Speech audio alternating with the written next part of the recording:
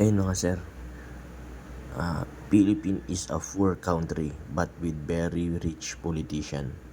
Ayun, kita nyo naman mga ka-Duterte na Pilipinas, kita nyo naman. Yung Pilipinas sobrang hirap na bansa.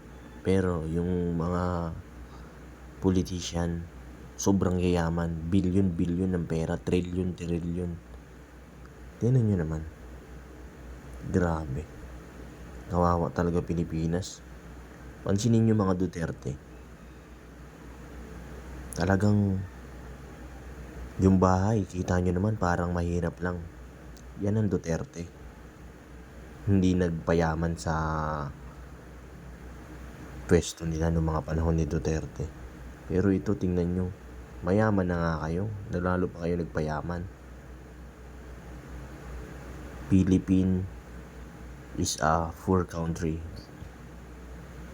but with very rich politician. Totoo yan. Ito, BBM, Marcos family. Diyos ko po.